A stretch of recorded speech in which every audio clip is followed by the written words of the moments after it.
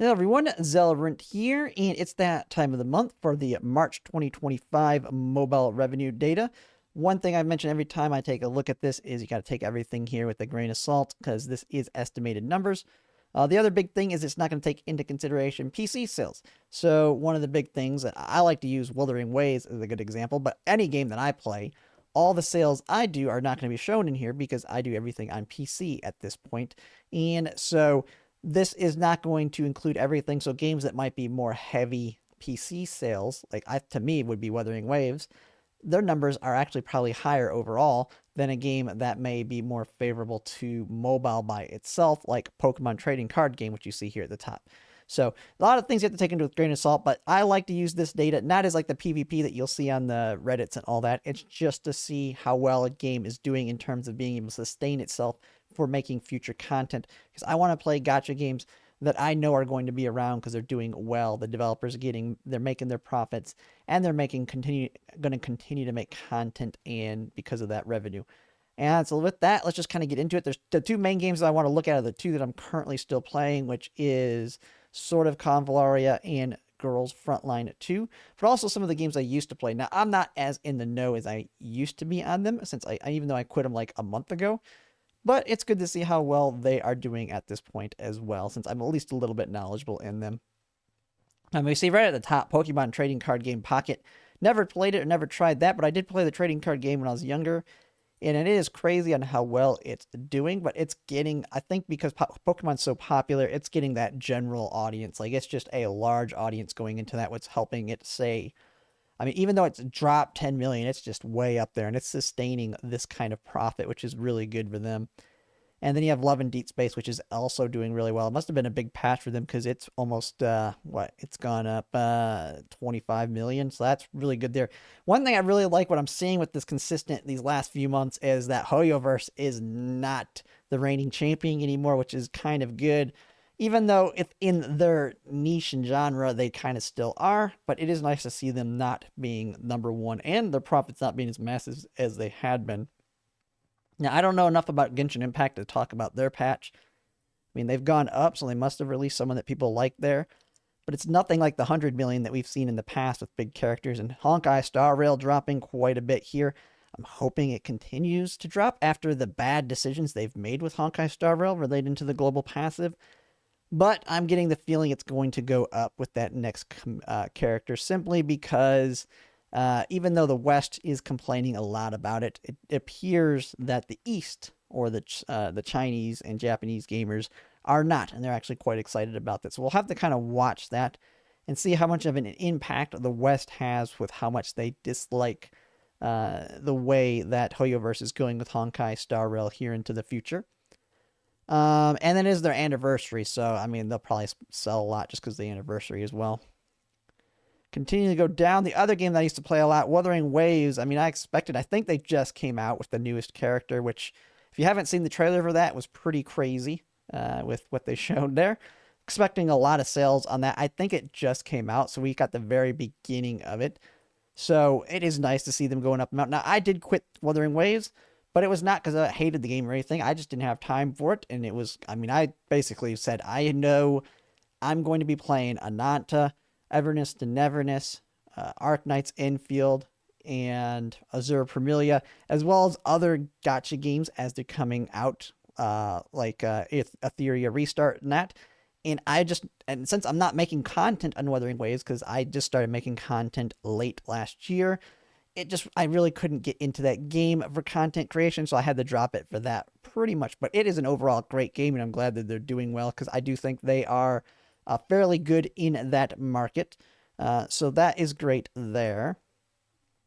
Fate Grand Order, I never played it, but that game's been around for a long time, and they're still doing quite well, which, I mean, they're going up here. That's pretty good. Zenless Zone Zero, I think it's a filler patch for Zenless Zone Zero right now. I think it was Anby and Trigger, maybe. I don't remember who came out when or the timing of it. But, I mean, they're kind of just holding steady there. Zenless Zone Zero is just definitely not as popular as Genshin and Honkai Star Rail. But, I mean, that's still sizable amount of money for them. That game's going to be around for quite a while. I just hope that Hoyoverse can keep making like it seems like they make improvements every time they make a new game, and then after like 2 years their game seems to go downhill. So hopefully Zone Zero can keep the momentum and try and learn from the mistakes they're making with like Honkai Star Rail right now, and maybe we'll see them get up in bigger numbers. But right now they're kind of a filler, so I kind of expect them to be a little bit lower. Arknights is another one I like to see here. I like to see how much they're making, even though they're older here, because this is, I am definitely going to be playing Arknights Enfield, and this is showing that they have a sizable, good audience for the game. And so I'm excited to see when that comes out and try, because I did do the beta, and I felt like the beta was good enough for launch right then and there. And so I know they're making even more improvements after all the feedback we made on Arknights Enfield. I think there's planned to be another beta at some point before release. But that's definitely a game I am liking to see those numbers, because I feel like they're going to have a really good launch with Arknights Enfield. And that could be a game that I play a longer term. We'll just kind of have to see. The only negative on Enfield will be the factory system, even though I'm going to really like it. It's going to be how much time does it take up to maintain it. Because I do want to have a lot, like I want to have multiple gacha games within my group that I play. And Ananta and Azure Permilia are going to be hard ones to beat. And I'm definitely not dropping Girls Frontline 2 like at all either, as it's pretty much been my favorite gacha that I've ever played up to this point. And so we'll kind of have to see there on that. But overall looks pretty good. And then we get down to here, the big one that I've wanted to see, because Klukai came out in March, and Girls Frontline here jumping up $5 million. And so that is a great increase. I think it's half of the launch amount that they made, which is pretty significant. So Klukai is doing well. She still has 7 days left on her banner as well. And then there is the other big thing too, is a lot of people saved for Klukai. Then you have the 7 days left.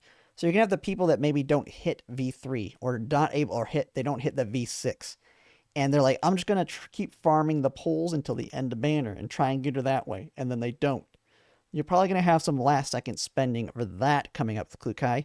But then immediately after, we have Meech T coming out, which is going to be her best support. And since everybody's probably blown all their polls on Klukai, because it's insane how many people I see that have V6 in, not V6, V6 and V3, that it's like, I never seen that with like any of the other gachas. And maybe it's because I wasn't making content on games like Honkai Star Rail and that.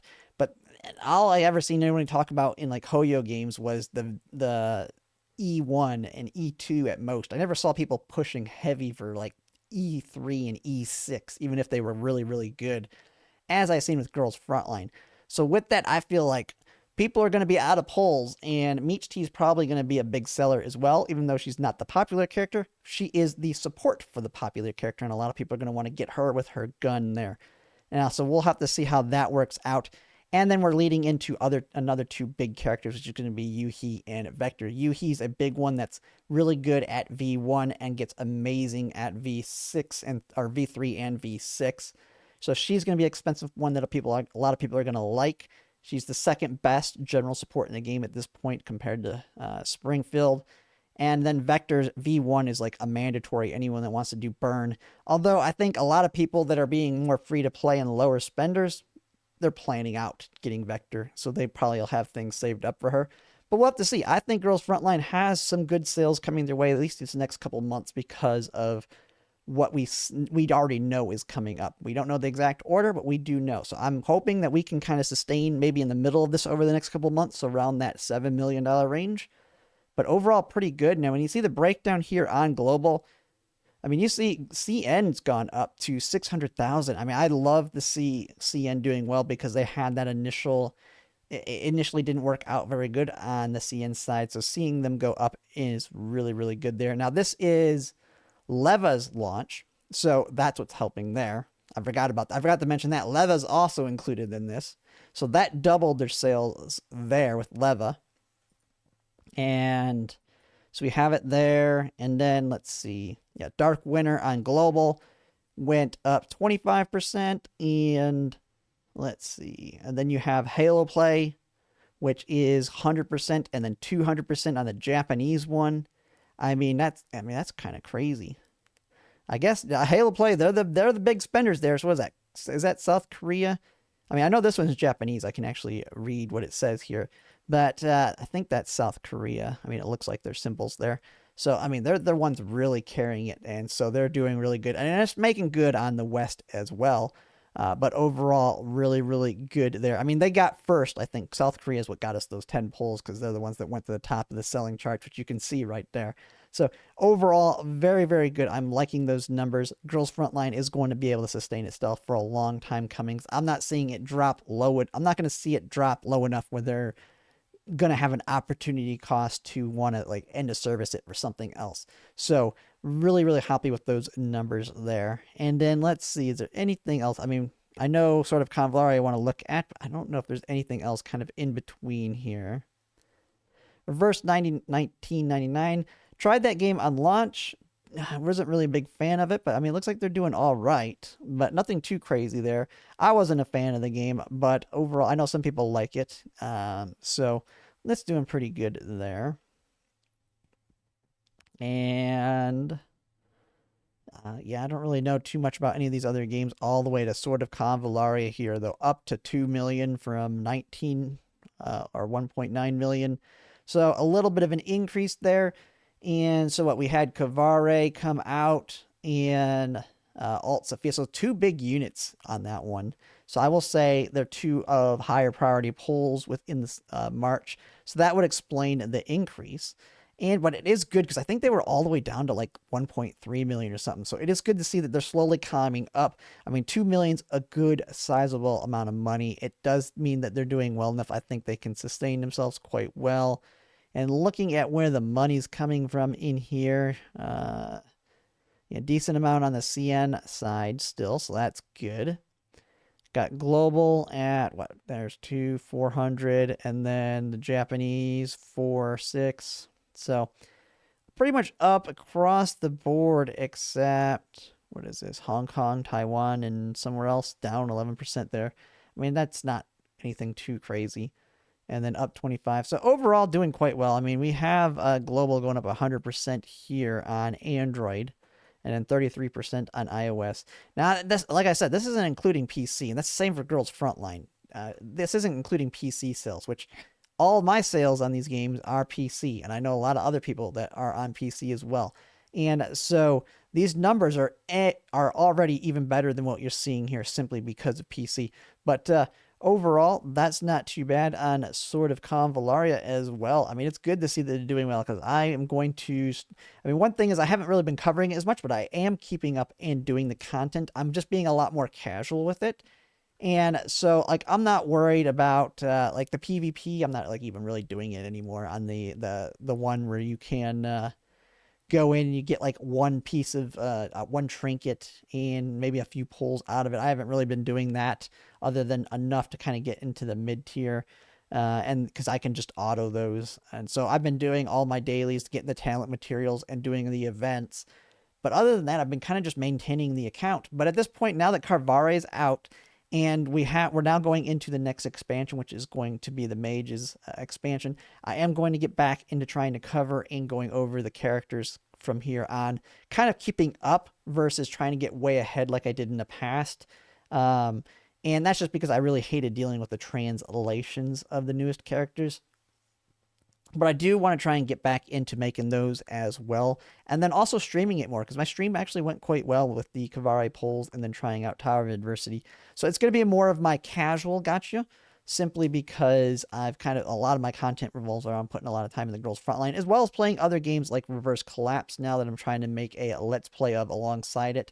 And so, sort of Convallaria, more content's going to be coming for it, and it's going to be seen more of a casual approach versus how I was doing it in the beginning, where I was trying to min-max everything. Because I'm in a good state in that game. I mean, I have my teams built. I can do pretty much all the content that I need to do, and I'm not going to worry about trying to get all the way to the top of Tower Adversity. I mean, I've already pulled the weapons I need. I don't need the currency. If I want a character and their weapon, I just pull over the character and weapon. I don't need to farm it by trying to min-max that Tower of Adversity, which takes a lot of time, especially on the hardest difficulty. But overall, doing pretty good there. And I think that's pretty much everything. I don't think there's anything else I really care about. What's at the bottom here? What are we looking at going into service here soon? Which actually, where's You got Girls Frontline 1 going up in revenue. I like to see that. This game is doing crazy. It is. I mean, people are talking it's like a cockroach. It'll never die, which is great. I definitely want to play the game 100% for sure when the PC client comes out. I'm hoping it's going to be like an offline mode because I definitely want to get all the lore for the Girls Frontline stuff there. Where's the other one that is just announced into service like a week ago? The Final Fantasy. We have Brave Exodus, but this one's only on Japan now because they ended the global. But if I'm not mistaken, what is it? WO. Yeah, War of the Visions. This one's going into service. And yeah, they're dropping probably because as soon as they announce into service, everybody stopped buying. And so this month, you're going to see it probably collapse. I think they're actually end of servicing in May. So we'll actually have a full month of numbers on this, and I'm expecting it to completely collapse to near zero because there's no reason to spend on it anymore because they're going into service. But it is, I mean, you can kind of see where end of service starts becoming a question is around these numbers. You had 1.2 million, 770, and they made the announcement like towards the end of the month. And so maybe you could say if they didn't make that announcement, they maybe would have got to like 1 million. So maybe that's kind of that line where you're seeing where it's worth it for them to keep investing in the game. And that's why it was, I know a lot of people are getting a little bit concerned on sort of Convallaria because they were getting down to those levels, but they seem to have improved and maintaining at a good level, in my opinion. So overall, that is it here. But overall, just take this all with a grain of salt, though, because it is all estimated and does include PC sales. But overall, not too bad. And if you like my content, if you could like, comment, subscribe, it really helps. And thanks for watching.